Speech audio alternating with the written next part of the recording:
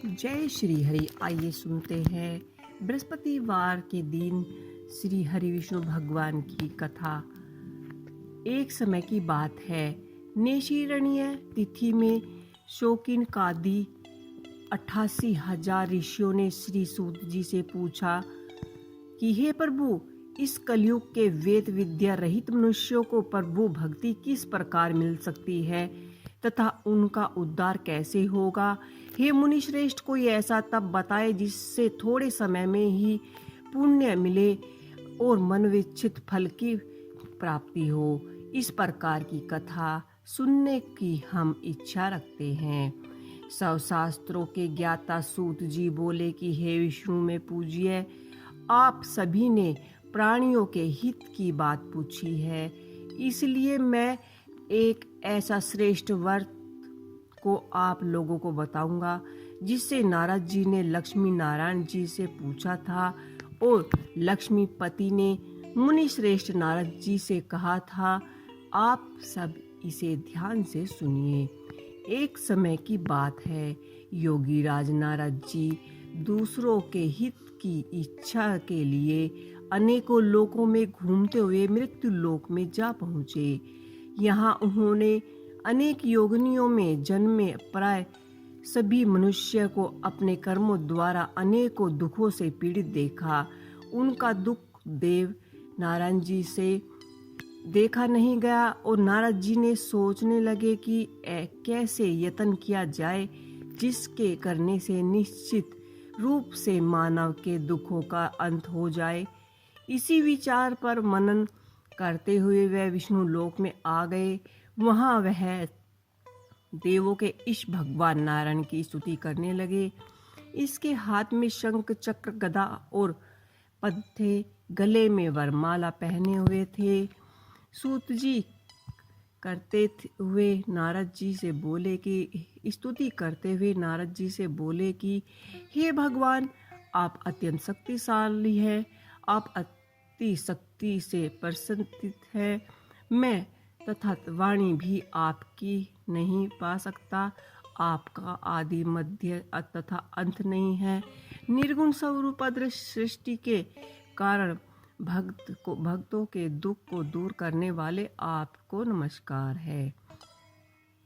नारद जी की स्तुति सुन मुझसे विष्णु भगवान बोले कि हे मुनि श्रेष्ठ, आपके मन में क्या बात है? आपकी किस काम के लिए यहाँ पधारे हैं?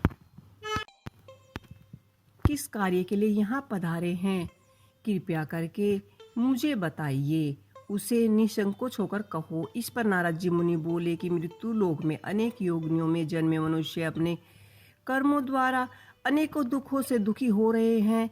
हे नाथ, आप मुझे पर दया कर रखे तो बताए कि वो मनुष्य थोड़े प्रयास से ही अपने दुखों को कैसे छुटकारा पा सकता है। श्री हरि बोले कि हे नारद जी, मुनि की भलाई के लिए, मनुष्य की भलाई के लिए तुमने बहुत ही अच्छा प्रश्न किया है। जिसे करने से मनुष्य की भलाई के लिए तुमने बहुत ही अच्छा प्रश्न पूछा है, जिसके करने से मनुष्य मोह से छूट जाता है। वह बात मैं कहता हूँ, उसे सुनो। स्वर्गलोक में मृत्युलोक दोनों में ही एक दुर्लभ उत्तम व्रत है जो पुण्य देने वाला है। आज प्रेम वश होकर मैं उसे तुमसे कहता हूँ।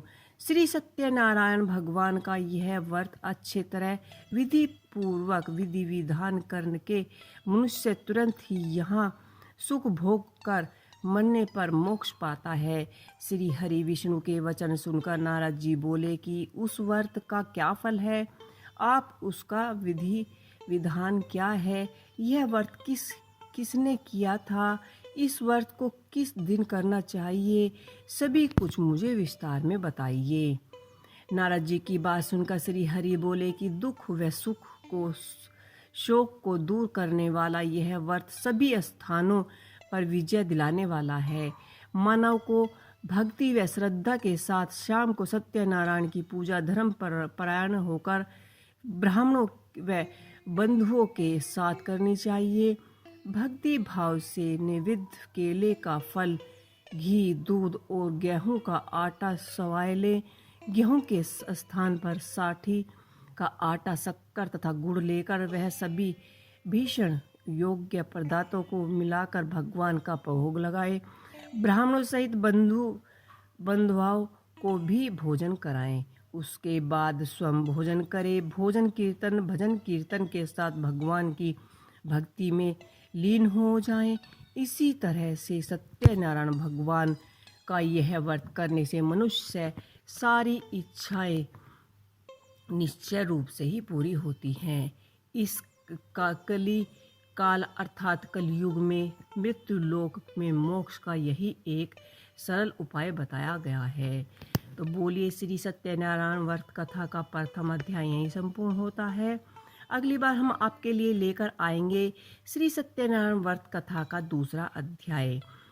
बोलिए श्रीमन नारायण नारायण नारायण, भजमन नारायण नारायण नारायण।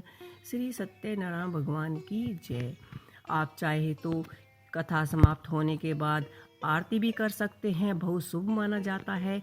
आपको ये सत्यनारायण का पहला अध्याय कैसा लगा हमें कमेंट बॉक्स में लिख के अवश्य ही बताइएगा और जुड़े रहिए हमारे चैनल पिंकी सहरावत के साथ। धन्यवाद।